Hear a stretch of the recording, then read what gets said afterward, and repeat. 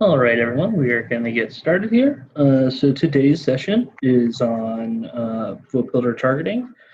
So we're going to we're going to go through a lot of the different functionality in Create a List.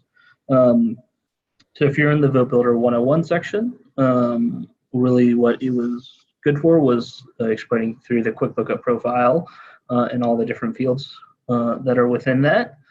Basically, what we're going to do today is be able to take the information such as age, race, gender, voting history, and be able to pull that information so that we can try and find the voters that we might want to reach out to. So we are going to log into VoteBuilder.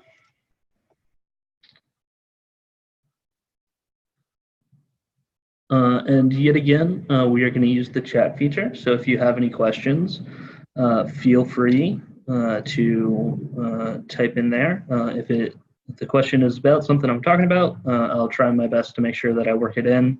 And if it's not currently what I'm trying to explain, I'll try and make sure I get back to it. But if you have something already that you want covered, I can try and make sure that I do cover it this evening.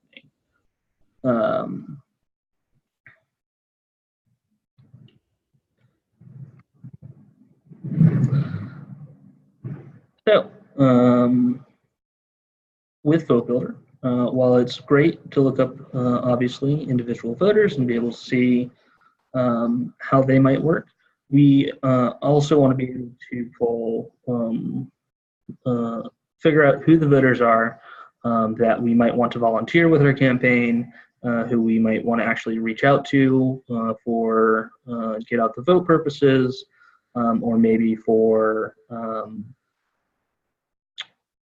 trying to get persuasion or anything like that. So the way we can do that is through this create a list function right here on your landing page. When you go here, what you will see is the ability to do searches. And so within this, as you can see, we have probably about 30 different types of fields alone. And then within them, such as address, you can see we have even more options beneath them. So with Create a List, there are literally tens and thousands of different ways to actually pull up a list of people for whatever purpose you're doing. So one of the first things that I want to highlight is going to be this Home Districts tab right here. One thing about Create a List is everything is in alphabetical order once you first get in. So all of this should be in alphabetical order. If there's ever a field that you use quite often, something along the lines of like home district maybe, you can see these little stars right here. If you click on the star, it'll make sure that it pulls it up to the top so that every single time you come back to this page, it's at the top of your list. So any fields that you feel like you might use very often, you can definitely hit star and it'll move them up there. So underneath this Home Districts tab is where you will find people's actual boundaries for elections. So we have parish, state house, state senate, congressional, elementary board, public service, Supreme Court, and media market. Once you select a parish, you will actually see more fields pop up. So if we selected the East Baton Rouge Parish, for instance, you now see we also have precinct, we have appeals court, district court, justice, public service, school boards, police jury, and city code. So if you ever, let's say, want to narrow to a specific precinct, always just make sure you select the parish first, and then it'll open up more options past there. Another thing, and this is pretty universal throughout VoteBuilder, is if you ever see anything that's in this blue text right here, it means you can click on it. So let's say you wanted to, in this drop-down boxes only allow you to select one individual item at a time. And to clear a drop-down box, there's a little clear bar at the very top. But let's say you want to select multiple precincts. If you just click on the word precinct in blue,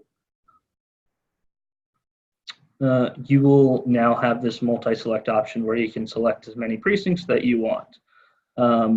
So this works for any of the fields that show up with blue text.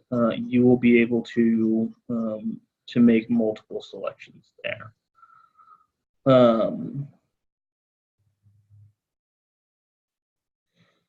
Another thing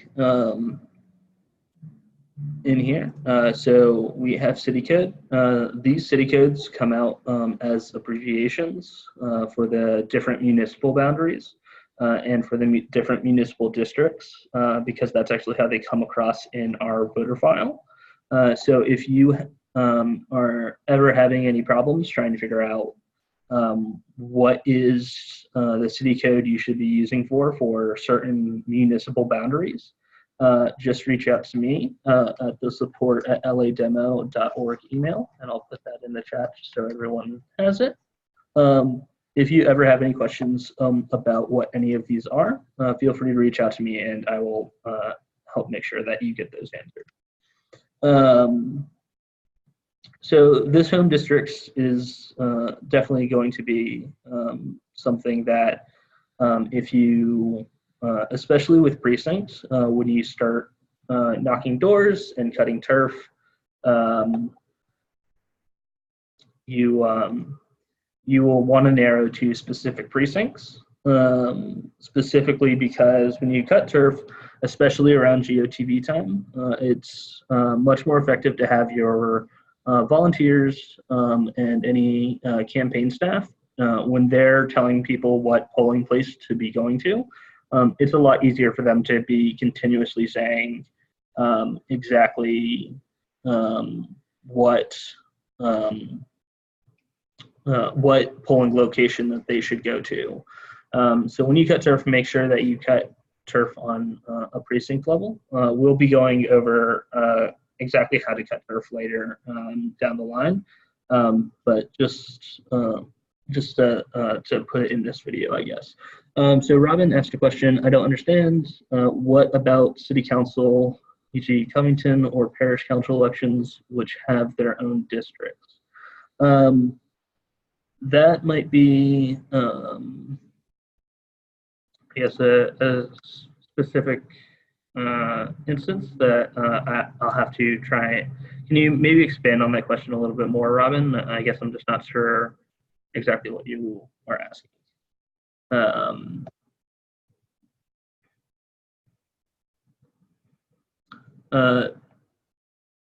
So one question Cindy has asked is, how do I find out what zip codes are in my district?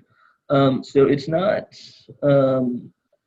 super, I would say there's not any easy way to figure out what zip codes are in your district through VoteBuilder specifically. If you do, I'm pretty sure Facebook targeting requires zip codes generally. So if you do want to know what zip codes do align with your district, feel free to reach out to me. I have some tools that I'm able to use to pretty quickly pull that information rather than you maybe comparing maps or something else. So Robin sent her follow-up, which was Covington has several districts inside the city that do not align with precincts. Does VoteBuilder show the city districts? Same with parish council districts. So with that, what parish is Covington in? I'm not gonna lie, since I'm from North Carolina, I'm still learning everywhere. So it is in St. Tammany. So we have both the broken out police jury and city code. And so, yeah, I would say this is an instance where it is not straightforward exactly what the Covington districts are, just from their naming convention. I would have to go and look at the actual voter file. So how these districts are actually loaded is not like on a precinct by precinct level, it's actually on the voter level. So anyone who is tagged with a city code does live within that district because it's not built off of do they live in that precinct. So I can go and figure out what the city code for Covington is, since it doesn't come across in the voter file in a simple manner. But that's one important thing to note, though, is that even if precincts are split, you would still be able to pull the correct people for those districts by selecting the district numbers, or if you wanted to, let's say, select all of the districts, it's also in blue. So when you click on it, for instance, you could click all of these ones, which I imagine line up to be a specific district or a specific municipality.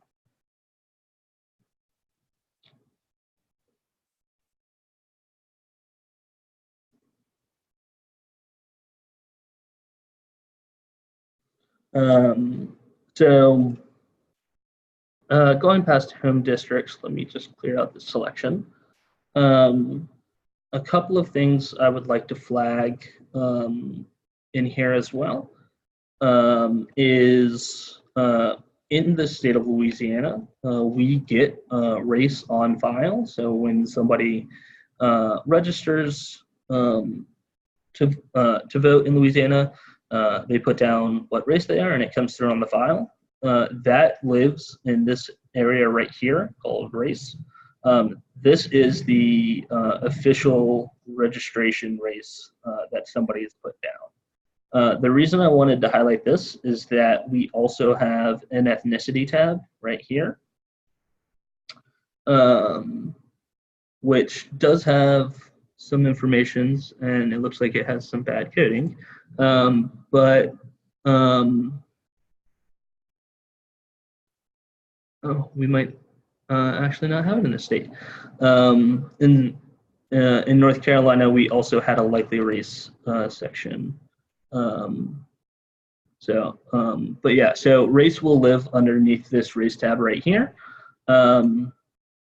The likely ethnic subgroups, if you do ever use those, most of those are modeled information. We don't know with nearly as much certainty as we do with race. A lot of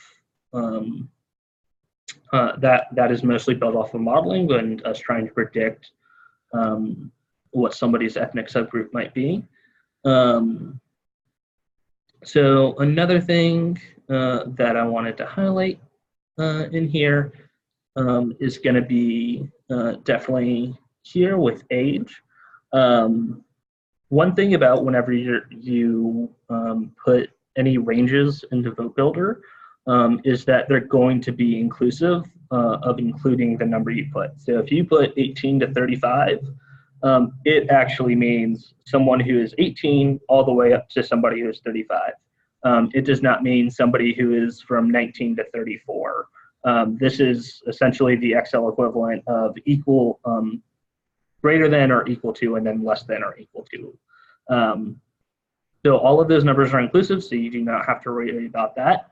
One thing I want to mention here, and this specifically goes into targeting, is you will, if you ever have any volunteers who are able to volunteer during weekdays, one really important thing to do when making like phone banks or even potential canvas packets, if an area is dense enough, is you will likely want to do an age range from 55 and older. By doing that, it'll help make sure that your contact rates are still effective even through the middle of the day, because you're more likely to be calling retirees who might be at home and be able to pick up the phone rather than calling somebody at work. So generally, we recommend if you start calling like around noon, from noon to 5, have the minimum age that you're calling or knocking doors on be 55 and older. And then at 5 p.m., you can open it up to a wider audience. But that's just a way to make sure that your campaign's still being productive on weekdays. If you do have that volunteer activity, on weekends, you're able to keep it open to all age ranges because most people, a larger portion of people are not working on the weekends, or they might be home. So another thing, especially here, is registration dates. You might want to be talking to newly registered Democrats. If they've registered within the past year, it likely means that somebody either got them to register or they might have gotten themselves out to register. And so it's always good to try and get them to start a good voting habit. So what you can do is select a date range. And as you can see, I have some already. So we'll use the July 1st of this year. And then if you just keep this, the 2 box, if you just don't fill that in, it'll push it all the way up till today, which is June 27th. And then you have this, these 2 options, which are oldest known and current. So oldest known would be the very first time somebody has registered in the state of Louisiana. So if you, and you can see this with the numbers, generally speaking.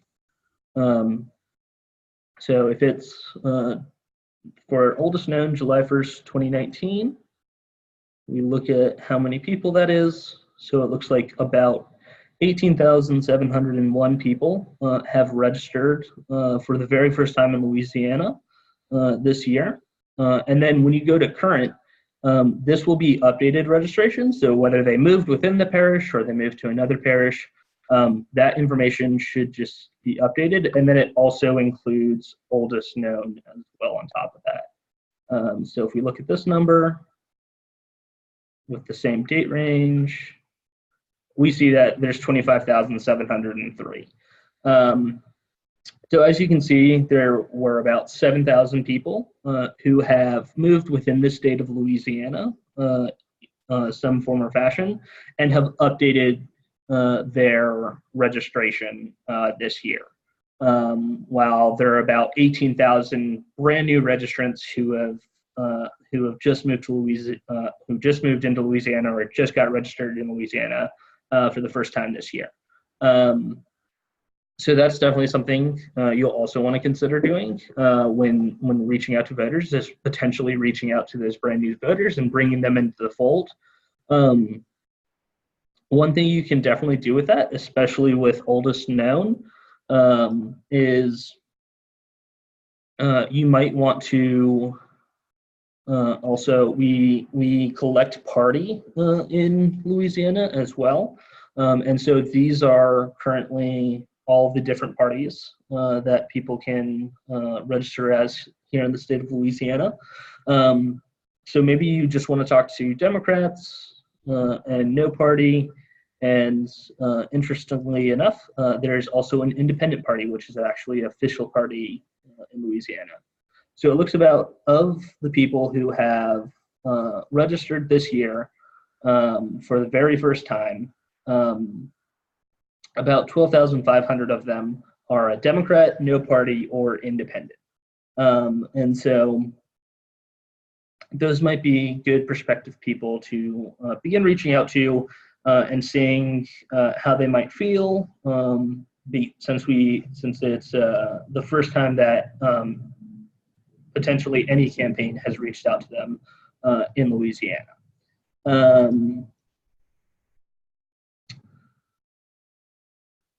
Another very important thing within here is going to be vote history.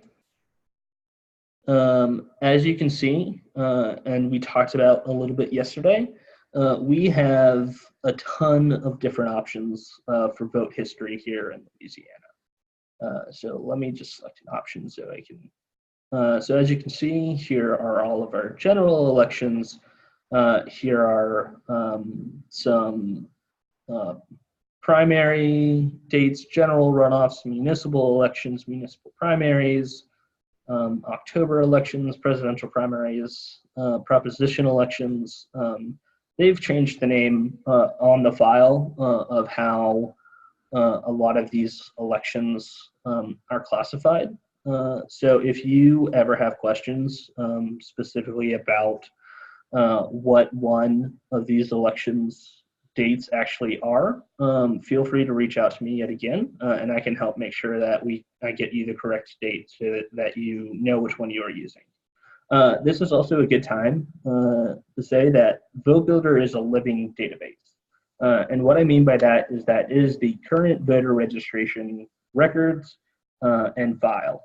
So if you, for instance, pulled the 2012 general election number, it will have less people voted than who actually did vote in 2012. And the reason for that is people have probably moved away. People have passed since then and then are no longer on the file either. So VoteBuilder is not a system to really figure out what turnout was in any of these elections. It is to figure out who in your current district voted in those elections or didn't vote in those elections. One important thing about vote history is you have these 5 different options that are basically just different mathematical options. Let me go and clear out this registration date. And then I will select another parish. Let's do Franklin Parish. And so you will, let's say, the old rule of thumb is of the last, you generally want to make your win number or your turnout number based on the last 3 similar elections. So for 2019, that would be based off 2015, 2011, and 2007. So if somebody has voted in any of these elections, is essentially the list we're going to pull. And so it's going to be someone who lives in Franklin County Parish, and then they live in, and then they voted in the 2015 or the 2011 or the 2007 election. And this would be the October election. So we have 7,283 people who voted in any one of those elections. People also could have voted in all 3, or they could have voted in 2 of them, but they just had to vote in at least 1. So that is what this any flag does. The next one is all, which is also pretty straightforward. So what this current criteria will do is it'll be people who live in Franklin Parish, and they had to vote in 2015 and 2011 and 2007. They had to vote in all 3 of these elections. And so if we look at that, you see the number dramatically drop to 2,402. So in Franklin Parish, of the currently registered population, 2,402 people have voted in all 3 of those elections. The next mathematical operator we have is at least. So here we might put they had to have voted in at least 2 of these elections, and in any combination of such. And as you see, it goes to 4,796, which I would say makes pretty good sense, being halfway between the 2. Exactly Yet again, pretty straightforward in that they had to vote in exactly only 2 of the elections. They couldn't vote in only 1, they couldn't vote in all 3. So yet again, it makes sense that it drops down to 2,394. And then finally, there's no more than, and they could not have voted in more than 2 elections out of these 3. And this is where the number obviously gets even larger than when it was any, because it also is including people now who haven't voted in any of those 3 elections. So they could have voted in none of them, they could have voted in 1 of the elections, or they could have voted in 2. But if they voted in all 3, then they would not be included. So that's how those different operators in vote history work. And the reason there are so many of those is because we have this little section here called adding a step. So with adding a step, and I'm going to have to scroll down a little bit so that you can see all the options. Oh, is that all of them? Let's see. Let's just click add a step so that we can see them all. Okay, so here are all the different options for adding the step. You have add people, remove people, narrow by sample, narrow by scores, and house limit. So basically what adding a step does is when we're making our universe, this allows us to make a more complex universe rather than trying to fit everything in one singular step. For me personally, it also makes it much easier for me to understand the logic of each of my steps, because there can easily be an instance where if you're not paying attention, you could actually accidentally add everyone in your district, or you could accidentally remove everyone from it. So adding a step can definitely help make sure that you're able to follow the process of exactly who is in your universe. So for instance, if you are making, let's say, a GOTV universe, one thing that is important about GOTV targeting. So GOTV targeting is essentially, we want to talk to Democrats or people who are likely to support Democrats, and then are not necessarily likely to come out and vote in this election. Generally, what we're looking for is somebody who has high Democratic support, but sort of middling regular turnout. So people who maybe only vote in presidential elections, maybe even people who only vote in general elections, but never runoff elections, things along those lines. And so when you're making a GOTV universe like that, that's when this no more than option helps a lot, because let's say we just want them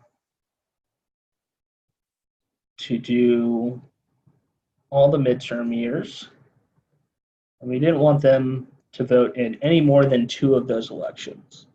This would generally be people who, out of these 6 elections, only voted in 2 of them are probably low propensity voters that we might be looking for. And so if we pull this just in Franklin County, for instance,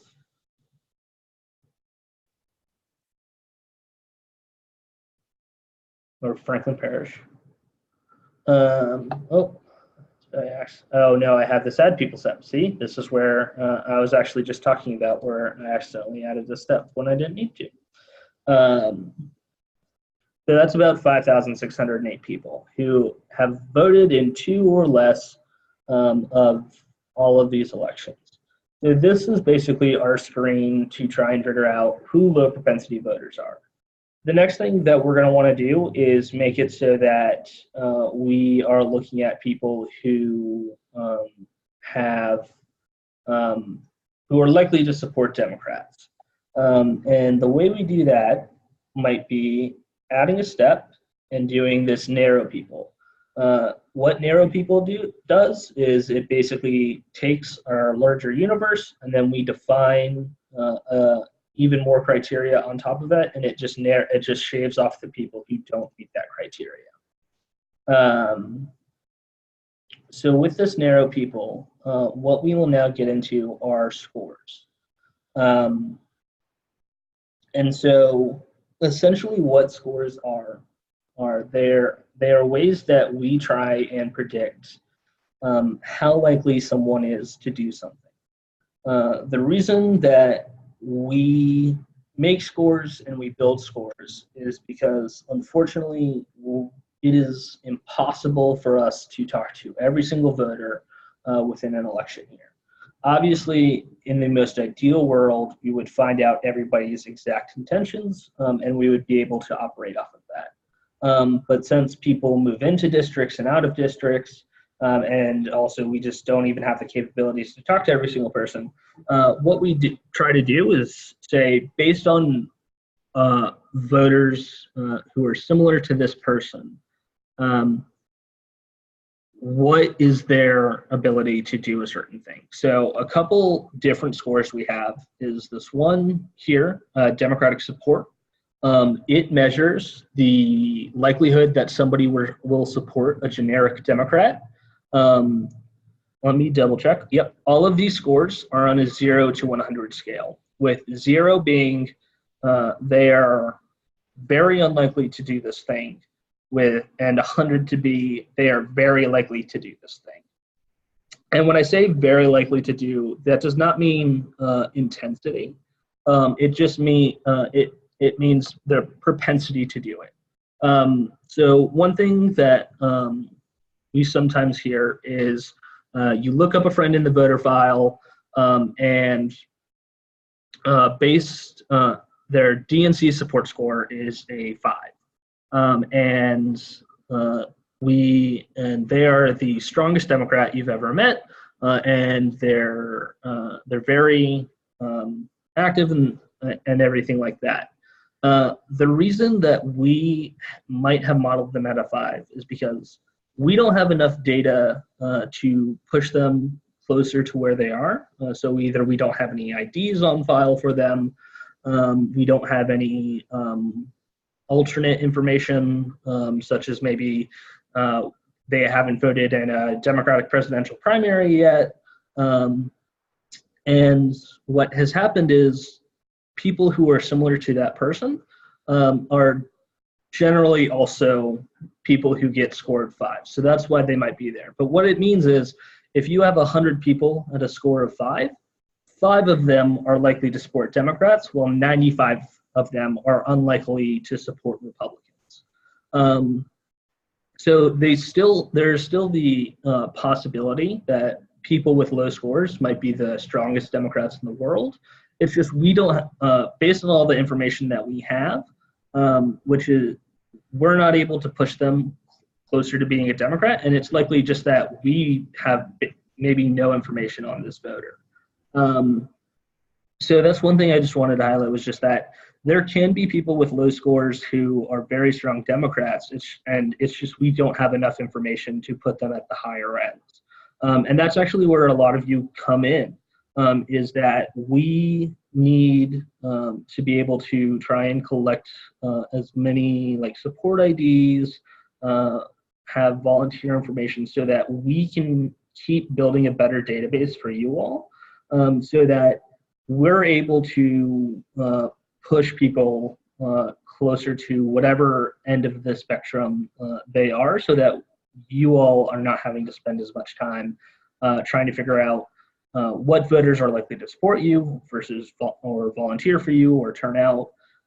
So that's one really important thing, is that when you are using VoteBuilder to do field, to make sure that you are putting the data back in, so that we can continuously make the scores better, so that we can elect more Democrats in the weeks ahead. So with this Democratic support score, generally a good rule of thumb is doing 70 to 100 on the Democratic support score. So basically, this will give us the highest likelihood that a very large majority of the people we are talking to are going to be supporting Democrats. And since we have this first step as our turnout screen to basically say these are low propensity voters, and then our second step is people who are likely to support the generic Democrat. If we look at our numbers, you can see that it has narrowed to 1,701. So for Franklin Parish, I would say this is roughly what a GOTV universe would look like. So that is one way to create a GOTV universe. What I'll also say is we also do have turnout scores, which basically take away the need for you to do trying to guess what elections matter and trying to determine who will turn out for this election and who won't. So the one thing I will say about turnout scores, with an exception of these target smart scores, because they specifically say like non-presidential year primary turnout, that it is built for a non-presidential year midterm turnout. But for instance, I don't know if we actually have one in here. Outside of these target smart turnout scores, you might see other ones. If they just have the year in them and then don't really describe what type of election that they were made for, you should assume they were made to predict turnout in that year and that they won't be nearly as effective in any other year. So for instance, we are currently working on obtaining turnout scores for 2019. And those will be, and once we get those, we will be sharing them very widely and making sure that people know that they now have them and they can update their universes. But the best turnout scores to try and predict who will turn out this year are going to be the 2019 ones. The 2018 ones we're sort of just working with to try and make sure that we can you at least have something that you can be going off of. But generally, anything that's not built for the specific year cycle you're in is generally not going to be as effective as something that was built specifically for that year. Another one score I want to highlight is this volunteer propensity score. This one I've both know validates and works very well based on data, but I've also just heard anecdotally really positive things about it. Basically what the volunteer propensity score does is it tries to help figure out who is likely to volunteer and who is not. The way this score is actually built is off of a lot of the data that exists in VoteBuilder. And so I know, for instance, in North Carolina, because I had so much volunteer activity on my profile, I was rated out at like a 99 out of 100, which meant I was very likely to volunteer for a campaign. So a lot of this data in the DNC volunteer propensity score is built off of like past volunteer history. So if you are needing to recruit more volunteers, or you're just starting your campaign and need to get some in the door, this is definitely a great place to start.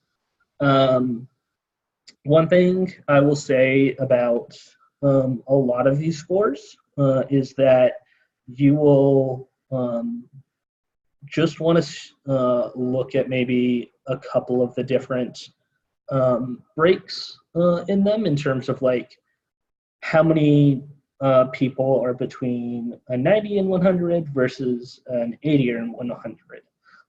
And that'll basically help you figure out what levels you need to go for. So Robin asks a very good question. Does volunteer propensity relate solely to the likelihood of volunteering for Democrats as opposed to volunteering for a church choir or a charity? So this is specifically volunteering for Democrats, yes. It is not built off of any other type of volunteering. It's simply to volunteer for campaigns or volunteer for party, for a Democratic Party, yes. So one thing I will say, and I want to highlight this about the support score, because it's something that has been anecdotally passed down, and it's actually a huge risk. With any support score, not even specifically just this DNC one, any support score that gets made, a lot of people tend to believe if you put 40 to 60 in the support score range, you will pull swing voters or persuadable voters, or people along those ends. That is actually not correct. People who are between the 40 to 60 range, generally speaking, it means we don't know enough about that voter. We've seen in experiments that we've run before, if you try and use persuasion messaging to people between a 40 to 60 support score, you actually see blowback, which essentially means you actually are negative. You're hurting your campaign. You're actually turning out votes against you when you try and use that persuasion messaging, because the people between 40 and 60, generally speaking, are actually people we don't know enough about to push to one of the ends, but they might still just be as super intense Republicans or super intense Democrats. So basically, I just wanted to say, do not use just a 40 to 60 support score to try and figure out or to say that these are persuadable voters or these are swing voters, because it doesn't mean that they vote differently in every election at all. One thing I will say is, if you want to try and make sure that maybe figuring out whether there might be an exception in your district, like whether you can go lower than 70 on a support score or something along those lines, is is calling through these 40 to 60s or through there, and basically just IDing them. Don't give them a specific persuasion message. You can definitely ask what issues matter the most to them, but ask them what candidate or what party they're planning on voting for in the upcoming election. And once you get, I would say probably about 500 to 1,000 IDs, you will be able to basically look at those and compare them to the support score and figure out whether the score does still validate well in your area.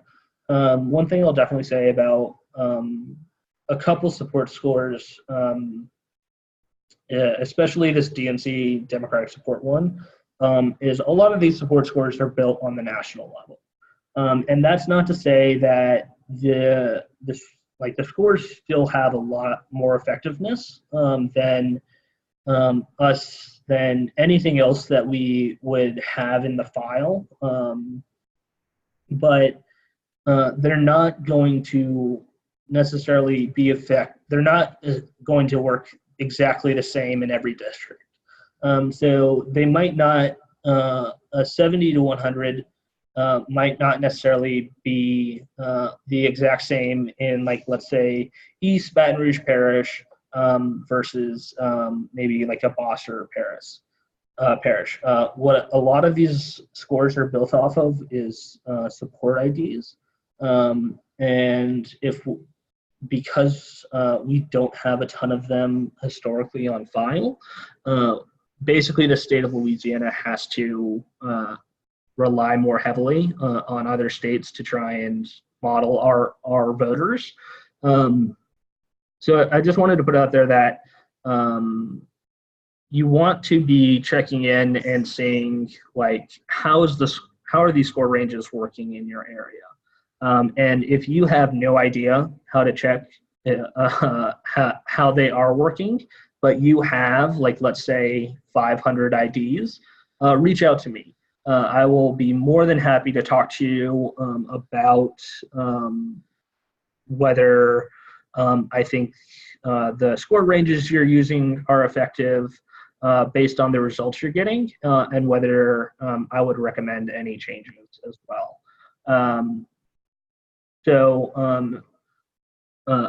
I hope I pronounced this right. Aline asked, is 70 to 100 a good score range? 71 to 100 on Democratic support score is generally a very good range to use when trying to find more Democrats than not, or people who will support Democrats more times than not, yes. So when you're in the middle of GOTV, it is a good time to reach out to 70 to 100 people on the Democratic support score.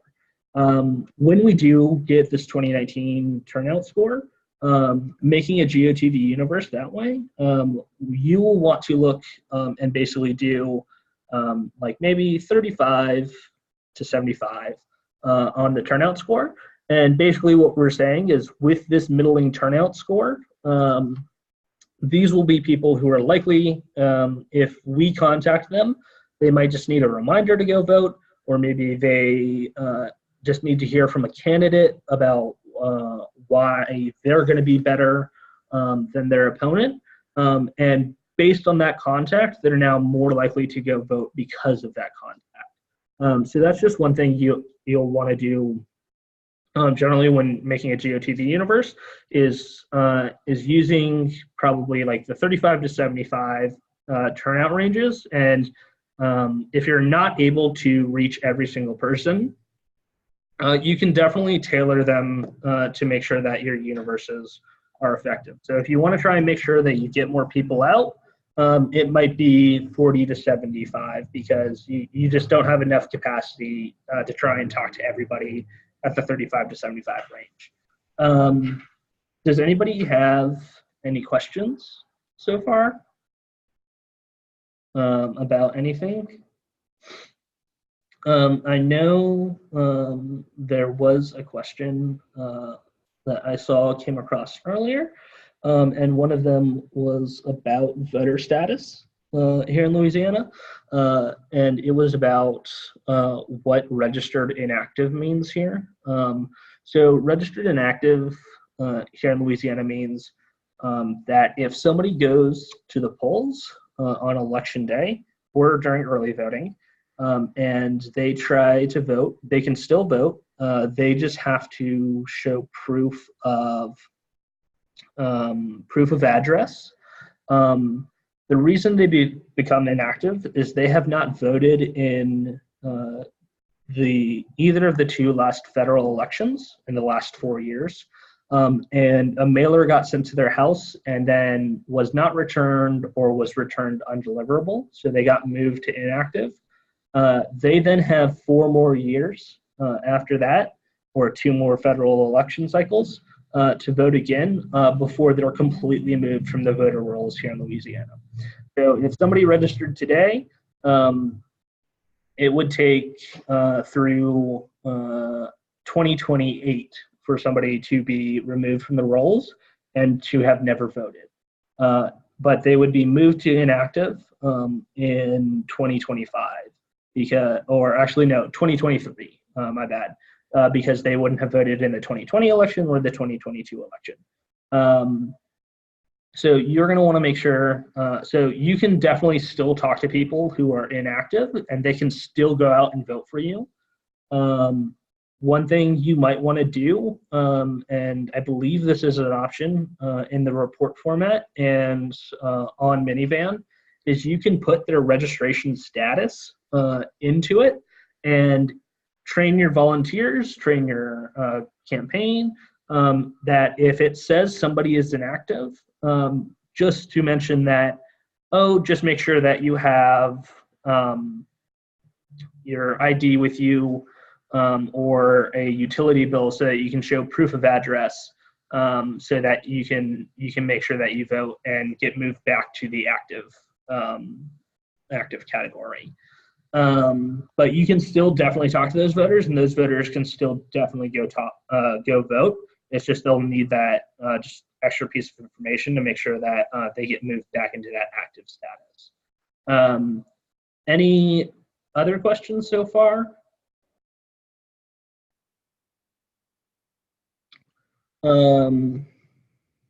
There are many different ways to target voters. One thing you also want to definitely to consider is potentially, if you have the ability to do phone calls and door knocking and text messaging, is stratifying by ages in general. I can say I'm 25 years old. I do not pick up the phone. As bad as that sounds, my general philosophy is if it's important, they'll leave a message. However, no matter what text message I get, I still read it. So maybe if you're able to use all of these different contact methods, making sure that when you're doing phone banking, maybe just not even trying anyone under 30 in terms of dialing. And then if you're able to do text messages, make sure to hit 18 to 30-year-olds 2 times as well, and then just your entire universe at least once. I will say one interesting study I've read is that people over the age of 55 are more likely to respond to text messages with emojis in them. Interesting enough. Eileen asked a good question. Can you do mass text with VoteBuilder? So VoteBuilder does not have a texting platform within it. We are currently working on getting a contract set up so that you all can purchase text messages through the Louisiana Democratic Party.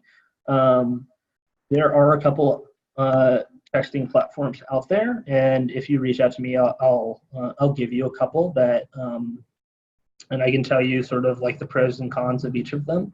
One thing you can definitely do though with VoteBuilder is make the universe that you want to text, and then be able to put it into that text messaging platform, text all those people, get all the results that you need, and then be able to put it back into VoteBuilder so that you have that data that you can utilize. So VoteBuilder is built to handle text message data, both in creating the universe and then getting that data back in. There's just not a specific tool to do text messages with, like there is with phone banking and like there is with door knocking. But if you want to know about some of the texting platforms out there, definitely feel free to reach out to me at that support email. And I can definitely talk to you about some of them that are out there. And I do see your email, and I definitely will reach out to you. I will write your email down right now. Does anybody else have any questions? What I'll say at the end of the day is there are a lot of different ways to message voters, target voters, and figure out and how to actually reach them.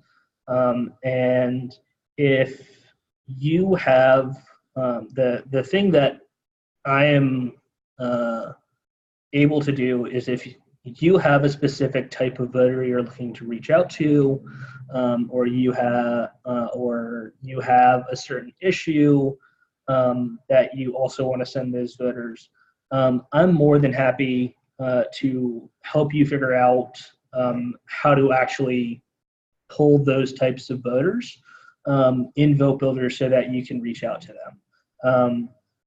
Because of or I guess I should at least, we don't get involved in any of the jungle primaries here in Louisiana as the state party. I will not tell you what types of like what universes to target, but if you come to me with a specific universe, I can then help you figure out exactly how to pull those people out of VoteBuilder. So just if you come to me with an idea, I can help you execute it. I'm just not able to give you the idea for a universe that would be effective for you to contact. So yeah, if you ever have any questions, definitely feel free to reach out to me. Yet again, this is exactly what I'm here for. This is why I was brought on, was to help you all use VoteBuilder and be able to help elect Democrats across the state. If there are no other questions, we will be having another training on Tuesday. And I believe, I'm actually not sure exactly what that training is off the top of my head. Oh, it's on storytelling and how to tell your story. It'll be a very good training. It's by the National Democratic Training Committee, and they're super phenomenal.